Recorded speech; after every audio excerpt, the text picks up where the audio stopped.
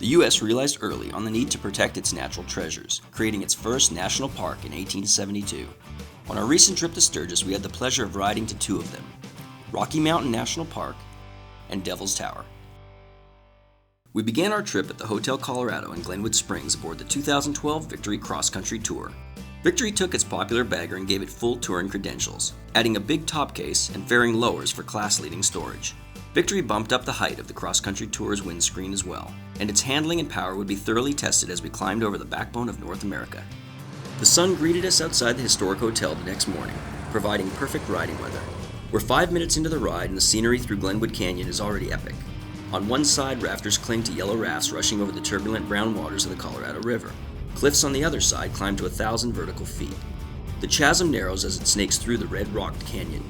Before long, we abandon Interstate 70 as we head north toward Rocky Mountain National Park. It doesn't take long before we arrive at the Grand Lake entrance station to pay the $10 entrance fee for motorcycles. The way peaks surround us, it's hard to believe we're already at almost 9,000 feet above sea level. A few miles into the park, we're already pulling over to High Mountain Meadow to watch a family of moose grazing on tall green grass in the distance.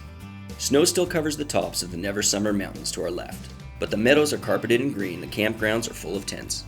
The electronic fuel injection of the cross-country tour is having no problems with the elevation, as the road winds up and up.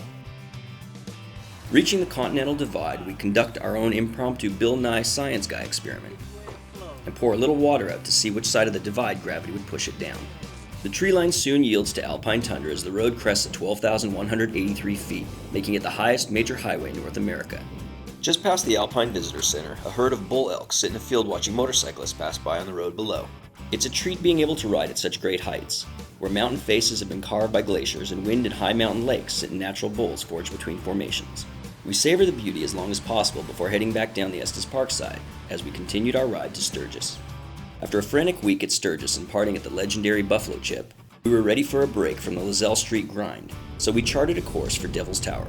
At a little over 80 miles away, it's a quick day trip from Sturgis. The rocks on the plateaus leading to the tower are an unnatural red. Soon the spires of Devil's Tower rise against the sky. It's easy to see why this location is held sacred by the local tribes. Hiking the footpath that circles the tower, rock faces take on a new personality around every bend. The wind whispers through the trees as black-winged birds ride pockets of hot air high overhead. Climbers cluster three wide on rocky pillars as others rappel off the vertical face. Majestic and magical, even its origin holds mystery. The fields around it also house some of the biggest prairie dogs around.